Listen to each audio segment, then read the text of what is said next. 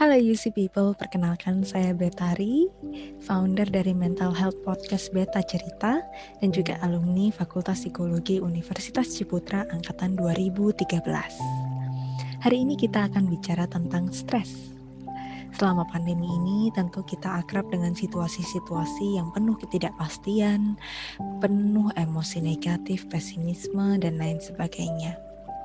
Sehingga seringkali kita merasa frustrasi, mungkin ada perasaan marah, mungkin ada perasaan lelah, sedih, dan lain sebagainya. Nah, sebelum kita bicara terlalu jauh ya, saya ingin sampaikan jika kalian merasakan hal-hal tersebut, itu adalah respon yang wajar. Kalian tidak gila, kalian tidak buruk, kalian tetap berharga.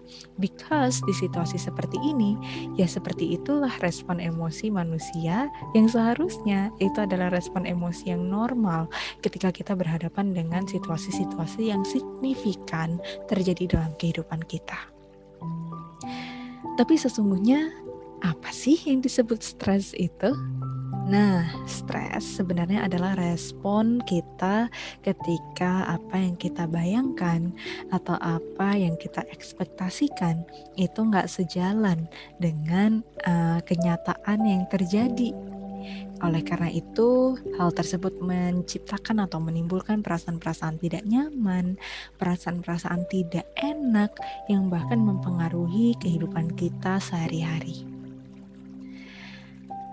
Tapi sebenarnya ketika kita bicara tentang stres itu ternyata nggak selamanya buruk loh.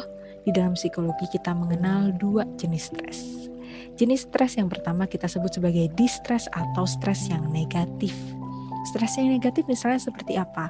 Ya misalnya nih kita kan berharapnya bisa berkuliah tatap muka ya, bertemu dengan dosen dan bertemu dengan kawan-kawan kita. Tetapi karena pandemi kita terpaksa harus belajar dari rumah dan itu bisa menimbulkan kelelahan yang juga menjadi sumber stres. Atau karena kita harus terus-menerus berada di rumah, situasi di rumah menjadi tidak kondusif dan kita merasa jadi tidak nyaman atau bahkan tidak aman berada di rumah, itu juga bisa menjadi sumber stres yang negatif atau distress. Ada beberapa dari kita yang mungkin terdampak juga secara finansial, secara ekonomi karena pandemi ini, dan situasi finansial tersebut juga bisa menjadi sumber distress buat kita. Jika ada di antara kalian yang mengalami hal-hal tersebut, please know I am really sorry to hear that. Dan please know, jangan pernah ngerasa sendirian. Ada orang di luar sana yang peduli dengan kalian mungkin secara diam-diam, tetapi siap membantu jika kalian memintanya. Oke, itu tadi jenis stres yang pertama.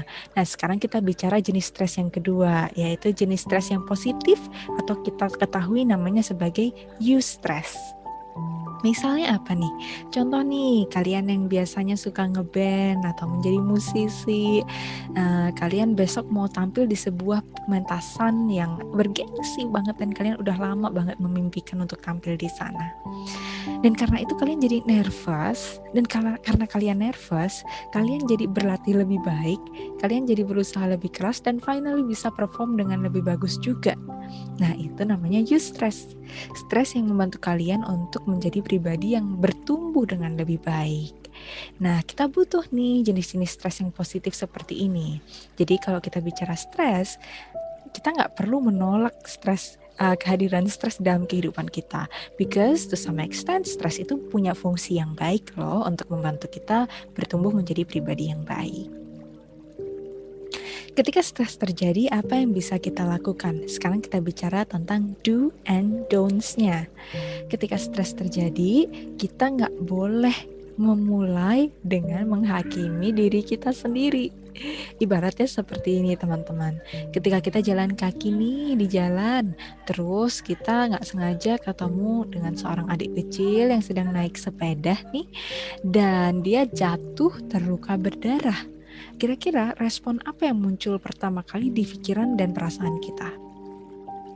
Saya yakin teman-teman banyak yang ingin menolong, ingin mengobati lukanya, ingin menenangkan adik tersebut. Kira-kira ada nggak ya di antara kita yang berespon pertama kali seperti ini? Loh kok berdarah? Jangan berdarah, suruh berhenti itu darahnya.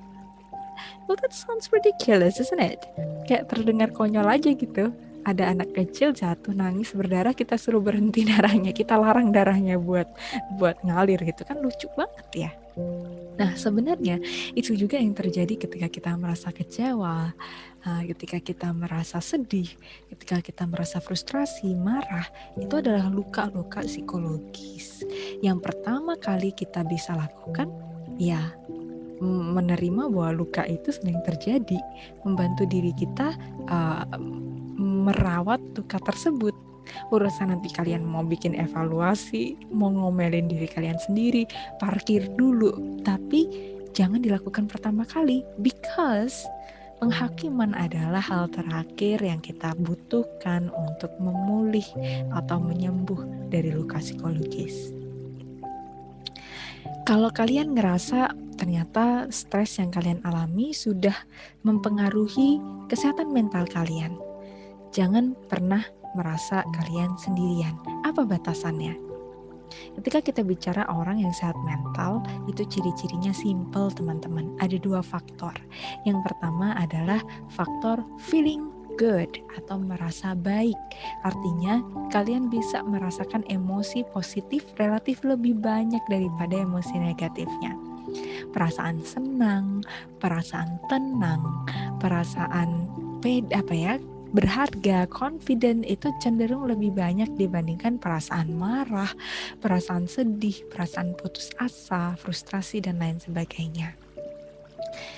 Nah, ketika kalian mengalami suatu stres dan ternyata itu sudah berpengaruh pada feeling good dan functioning well. Feeling good dulu. Nah, ini salah satu indikator nih, kita perlu kasih perhatian ekstra buat kesehatan mental kita. Selain faktor feeling good, ada namanya faktor functioning well. Functioning well ini maksudnya apa? Ya fungsi sehari-hari, fungsi makan, fungsi tidur, fungsi mandi, fungsi bekerja kalau kalian bekerja, fungsi belajar kalau kalian berkuliah, fungsi berinteraksi dengan orang lain. Jika kiranya stres ini sudah mengganggu fungsi tersebut, mungkin kalian jadi kesulitan tidur, sangat kesulitan tidur, atau malah terlalu banyak tidur, kesulitan mengatur pola makan, atau malah kehilangan nafsu makan, kesulitan berinteraksi dengan orang-orang yang tadinya it feels effortless to interact with them, jadi sulit banget buat ketemu orang lain.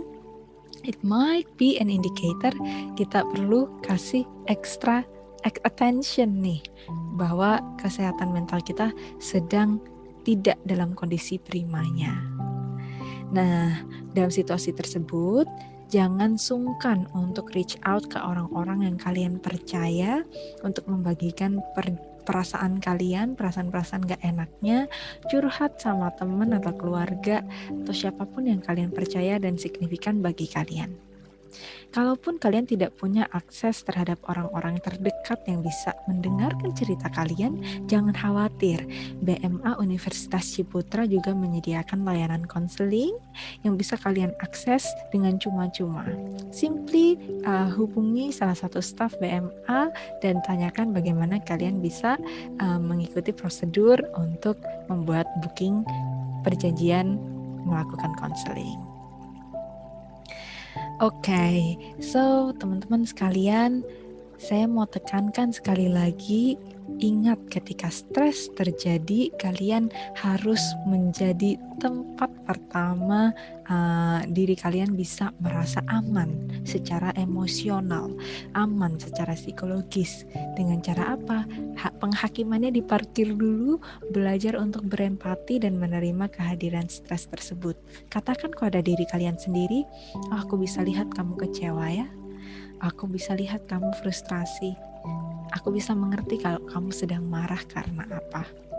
Bantu diri kalian untuk memahami dan menerima emosi yang sedang hadir bersama kalian. Duduk bersama emosi tersebut. Ingat, emosi manusia tidak pernah permanen, situasi sulit tidak pernah permanen karena dia akan berubah, dia bisa berganti.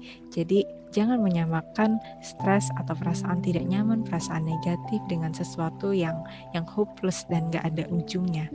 Pasti ada cahaya di ujung terowongan. So do not give up on yourself. Yang kedua, saya mau tekankan lagi, jangan pernah ngerasa berjuang sendirian. Ada orang-orang yang siap membantu jika kalian meminta. Ada orang-orang yang mungkin diam-diam mendoakan kebaikan buat kalian. Ada orang-orang yang akan ikut segera putus asa ketika mereka tahu kalian berputus asa. Jangan merasa berputus asa terhadap perjuangan kalian saat ini adalah solusi terbaik. No. Ada bantuan, ada pertolongan, ada perhatian, ada companionship yang siap diberikan oleh orang-orang yang mungkin selama ini tidak terlalu mengekspresikan rasa cintanya, tidak terlalu membicarakan rasa kasihnya kepada kalian, but mereka meyakini kalian tetap ada di dunia ini, kalian tetap hadir di dunia ini, itu sudah jauh lebih berharga dari apapun. Okay?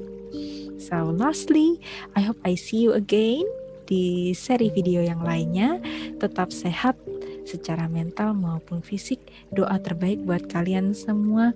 Please know we are all in this together. See you again. Sampai jumpa.